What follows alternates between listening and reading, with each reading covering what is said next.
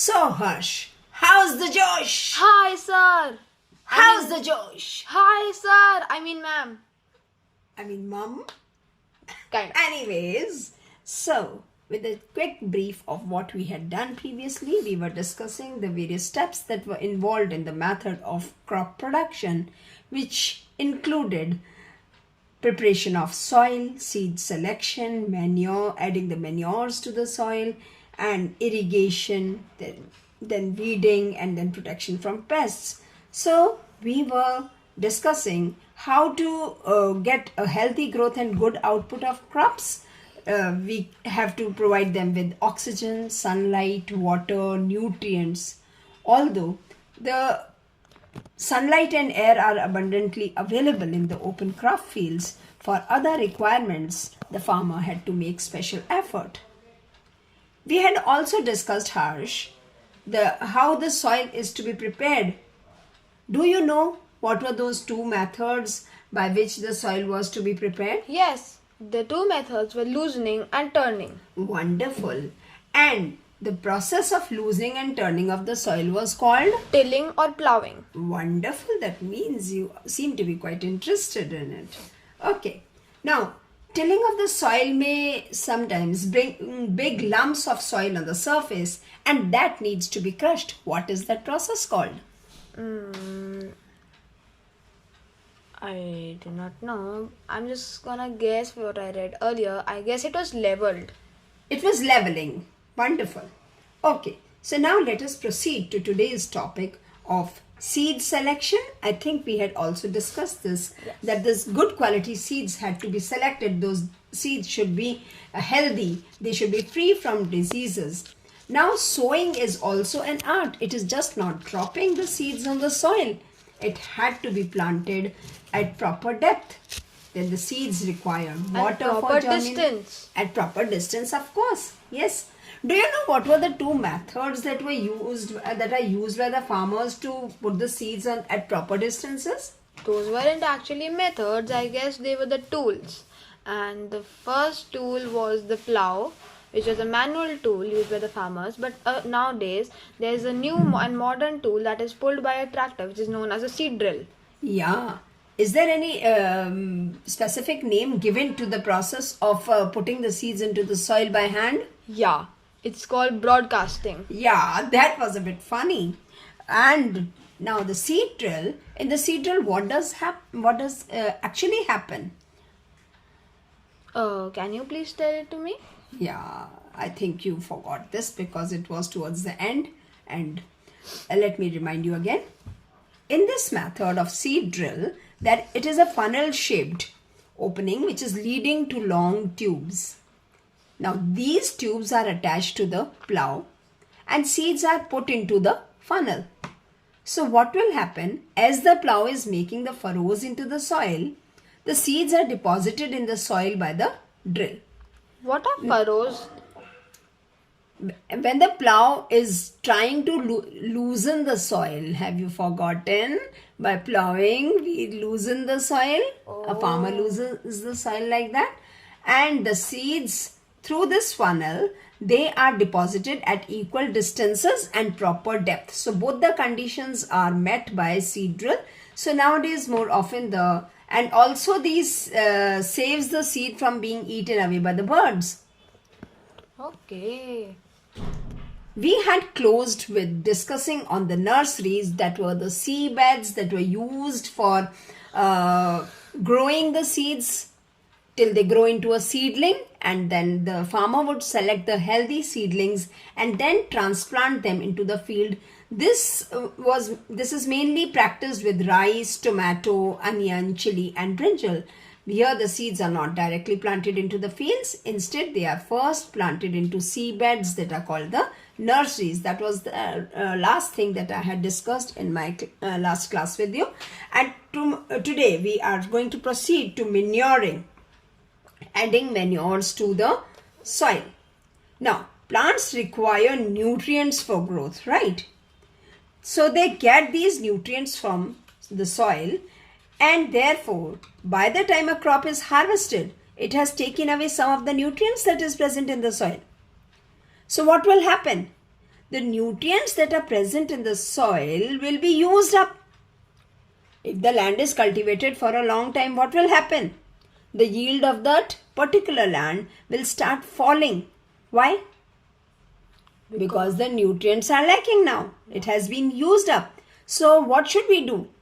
The nutrients have to be replenished from time to time, and this is done either by natural method or by adding manures and fertilizers to the soil. Okay.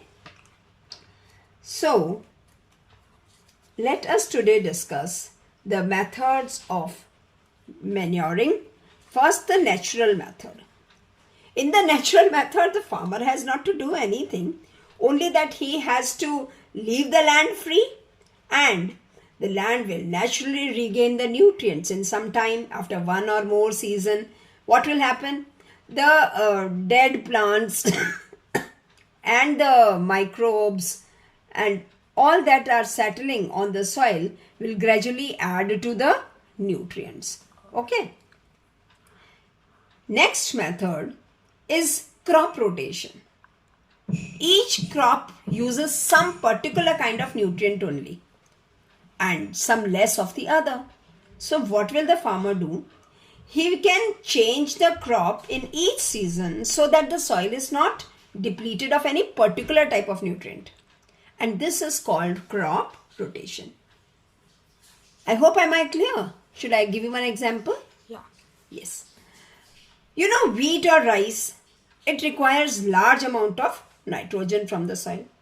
Now this nitrogen can be naturally replenished if the next crop that you are growing is a crop from the legume family, like the peanut or pea or groundnut. Okay.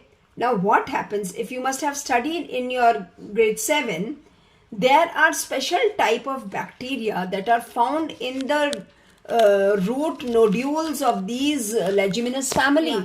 They are known as the rhizobium bacteria.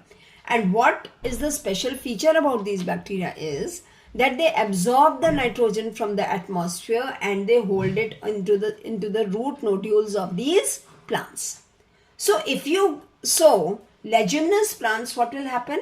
They can fix the atmospheric nitrogen to form water soluble nitrogen compounds. And now the soil is ready for the next wheat or rice crop. Okay. So this is a method of crop rotation. One time you grow wheat or rice, second time you grow leguminous, pea or groundnut. Okay. Let's proceed towards the mixed crops. That is another way. As the name only is telling, you mix the crop. On the same bed, you can grow cotton on one side and groundnut on the other side.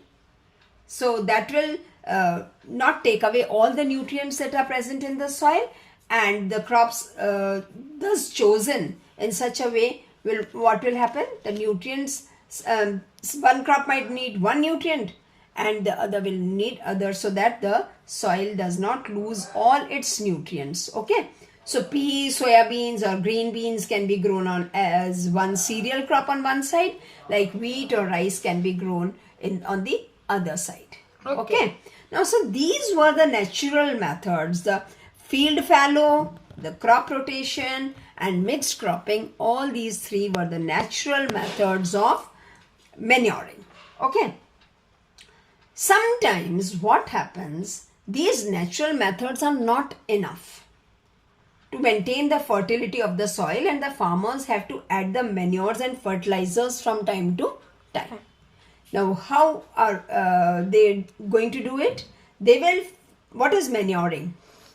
Do you know what is manuring? No. I know. Have you not added manure to your pots in the garden? I know what it is, how they do it, but I just don't know the full definition. Okay, let me explain you.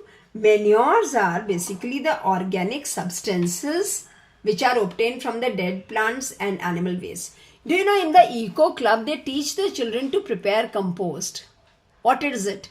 All the kitchen waste is collected, and then it is a pit is made in the backyard of the house, in the ground, and all that is dumped. All the organic waste is dumped. then a layer of soil is there, then again the waste is there, then again a layer of soil is there. And what will happen? The microbes like the fungi and molds, they will gather on this and they will decompose it. And in some time, like 2 or 3 months, your manure is ready in the compost. So it's like the So world's compost most is, of course, yes, it's a way of burying all the available organic material into a pit with alternating layers of soil and then leaving it to rot. When the bacteria and the fungi in the layers of those soil, they will speed up the decomposition. The compost that you will get will be rich in the organic nutrients. Now, one demerit is there with this compost. Do you know what? What? The plants, they basically require the nutrients of nitrogen, phosphorus and potassium. But that is lacking in these manures. That is why the manures are not the sufficient nutrients for the plant. Then the farmer gets fertilizers, because fertilizers are human-made chemical substances that are specially meant to add these nitrogen, phosphorus and potassium into the soil. Okay, and they are also easy to store and very easy to handle also. Then they are easily soluble in water also, and they can be directly absorbed by the plant. So there are so many advantages of fertilizers, and that is why there is a growing need of fertilizers among the farmers for increasing their yield of the crops. Okay, now however, there is again one disadvantage to it. What? If the farmers are greedy and they want lot of crops and they keep on adding fertilizers and fertilizers and fertilizers, what will happen with this overusage? The soil will become acidic. The soil will become porous, and excess fertilizers that will be washed into the water bodies, because see, the farming is basically done near the rivers. They need water sources for irrigating their fields. So these excess fertilizers will flow into the water bodies and they will harm the aquatic animals. Okay. So there is one more disadvantage. The fertilizers are prepared in the factories, whereas the manures can be prepared by the farmer at his in the field only. So okay. fertilizers. So now what will a farmer do? He will use a mixture of both the manures and the fertilizers. You people can do one simple experiment.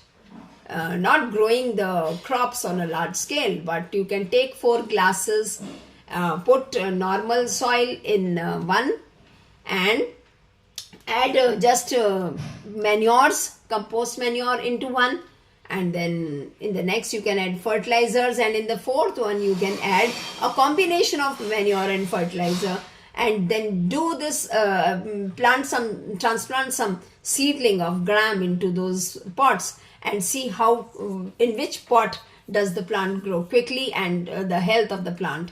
And then let me see what happens. In the next class we are going to discuss this also. Okay, so how do the mixture of manure and fertilizers help the farmers to procure a good yield of crops? Let's come to the another step now, that is irrigation.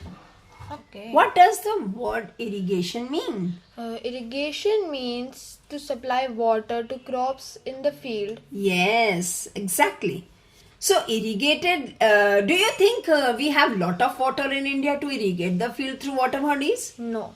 No, mostly our farmers depend on the rain for irrigation. However, rain varies. It might rain more in Assam and Meghalaya and not in Rajasthan, but Rajasthan is becoming an exception now. With lot of rains, it's receiving almost throughout the year drops of rains. So, but anyhow, the average is that there is variation of rain in different parts of the country. Therefore, it is important for farmers to supply water regularly to the crops. Now, the water that is required for irrigation can... what are the different sources of irrigation, by the way, Harsh? There are a lot of sources of irrigation like rivers and reservoirs and lakes, ponds, wells, tube wells. Wonderful. You are aware of all of them. It's great. So that shows that your ancestors did some farming and that has creeped into you and you know all this. Good, good, good. Okay, so now these water from the tube well and all, they are operated using the electric or the diesel pumps. Now, I remember once your father saying an incident that he had taken a bath under this pump that was used for irrigating their fields in the village. So maybe that is why you may be knowing more of it. Okay, let us discuss some modern methods of irrigation that are used very economically, because see, water is less. So the farmers have to use the water very judiciously. So there were two methods of irrigation that were discovered. They were invented, in fact. That is the sprinkler system and the drip irrigation system, which is widely common among the farming in India. And in the sprinkler, there is a difference, a little bit of difference. In the sprinkler, as the name says, in your school also in the lower field, have you seen the sprinkler? Yes. And children are fond of getting wet in those sprinklers. I used to do it when I was small. Yes, it gives showers like rain. Yeah. So sprinkler adds water to the fields just as like the raindrops. But isn't more water wasted in that since it's like just in a same area? Yes, exactly. Whereas in the drip irrigation, what happens? The long pipes are there and there are small pores in those pipes and the water keeps seeping through those pipes drop by drop. And one more benefit is there, that this water is directly to the roots of that crop. Yes. So there is a minimal wastage of water through this method. You know that the crops need water at the right time also and in the right quantity also. And this quantity may vary from crop to crop. For example, you know, rice plants, they are transplanted into fields that are full of water. Okay. Whereas wheat does not require that much water. It requires water only at the time when it is growing. Yes. Okay. So, besides providing this right amount of water, it is necessary to have the adequate drainage of water. You just don't need to water and then leave it. This water which you have provided to the plants has to be drained off also. Otherwise, what will happen? Excess water will create water logging, just as we have in the rain. The water collects at places, and water logging happens. Yeah. So, what are the disadvantages of water logging? If water logging is there in the field, it will first replace the air in the soil with water. All the pores of the soil will be blocked by water and the plants will not grow. When the plants does not receive proper air, oxygen, they are unable to grow. So that air is equally important for the plants, and so the water that is excess in the field has to be drained off. I would like to add another point. Like if we add the water, there is too much water in the soil, the water could get contaminated. Salty. It collects the salts also. Yes. Because acidic, so the plant can't take it. Exactly. I hope the irrigation system is quite clear with you, Harsh. It sure is. Let us now proceed to one more step, and that is weeding. Weeding I had already discussed with you in my previous class, that what happens is the unwanted plants that are growing, they have to be removed, because see, now they are going to compete with the crops that are actually grown over there. They plant whatever, whether it's a weed or a crop plant, they require proper amount of nutrient and water and air. Now if the weeds are also growing, they are going to take away the share of the crop plants. So they have, and besides that, they have the quality of spreading very fast. So they have to be removed from time to time. Different types of weeds grow with different type of crops, and they also vary from season to season. In the do you know that amaranthus is a very common weed which grows almost in every crops it is growing.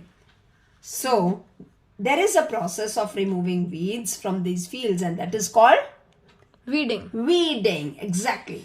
Now, how is weeding done? According to you, what are the method when you have been traveling in the countryside? You must be seeing that the ladies sitting in the fields and pulling out something. Do you think are they pulling out crops? No, they are pulling out the weeds. Yes. So the weeding is mainly done by pulling them out by hand. They also use a trowel with them or a harrow to uproot the weeds. Weed is done by spraying special chemicals which are herbicides or weedicides as they are called. Okay, now what happens? This weedicide, it destroys the weed but do not affect the main crop. That is the advantage of it. Some common weedicides, can you name some common weedicides if you know, or I will tell you? I do not know. Yeah, you must not be aware of it. They are Delepon, Metachlor, and Cyniazine. These are some of the weedicides you can remember. If you can remember, they are Delepon, Metachlor, and Cyniazine. However, these weedicides are poisonous. So it is not good. And the grains have to be washed before they are consumed, because these weedicides may affect the health of the farmers What also. if they forgot to wash a particular set of grains? Then it may definitely attack the health of the people using it. Have you seen farmers covering their nose and then holding a long pipe like this? Yes. I've seen in the school also. Yes, before they are spraying the these weedicides on So the it doesn't go in their crops. mouth and nose. Yes. So now the protection, finally, after weeding is done, protection from the pests is the last step that involves in the crop production, and that is the pests, the insecticides and the pesticides, the rodenticides have to be used to to keep the crops away from all these pests. Are Okay. rodenticides the kind of Rats and all, no? chemicals used for rodents? Yes, they kill the pests as well as the eggs also and larvae, but do not affect the plant. But Okay. this is wrong. Why are they killing the? See, they are doing it to prepare crops for us. Okay. Plants are also damaged by diseases that are caused by the fungi, bacteria, or virus. These diseases are transmitted through the seeds, air, soil, or through insects, rusts, and smuts. I mean, crop production is not such an easy task. The farmer have to be, since the time they sow the field, prepare the soil, they have to be there protecting those crops. Okay. Rust and smuts are another fungal diseases of the wheat. Blight of potatoes is a fungal disease again. And wilt is a disease that is caused by a bacteria. So these are the different diseases now that are there to attack the plants. So the farmer has to spray the chemicals of different kinds for the protection of his crops against these May diseases. I ask one thing? How is rust a disease for plants? Isn't that for iron? Rust is a fungal attack What? on the weeds. Yes, you will study in higher classes. So these fungicides are used to destroy the different kind of fungus. Pesticides have to be used, of course, with a lot of caution because they can cause damage. These kill useful insects also. Now, honeybees are farmers' friends. If they use these insecticides, the pollen they grains help in stick the to them. pollination. So they have to be very, very careful. In human, these cause irritation of the skin. These fungicides can cause the irritation of the skin and respiratory problems as well. The worst thing, do you know, is that these get mixed up with the soil and water and are absorbed by the plants also. What? So that enters the plants and our bodies through fruits and vegetables. We eat them and then they cause us harm. So this harm is common these days because see, now with the modern technique of farming and all the pesticides that are used, the people are just growing crops on commercial scales. They are wanting money, more and more money, but they are in some way or the another harming the mankind. They are Fruits and not vegetables. careful with them. They just want to grow them. Yes. Fruits and vegetables brought from the market often have a coating of pesticides on them, and then we should be very, very careful to wash them and before we are eating or consuming them. Okay, I think Harsh, we have covered a lot. In the next class, we are definitely going to discuss about the harvesting, threshing, and winnowing, which is my favorite, and then the storage of the crops. Okay. Okay, so giving a halt. I hope the Josh is still there. How's the Josh? Hi, ma'am. Hi, Mom. Yes. Okay. Bye, guys. Like and subscribe.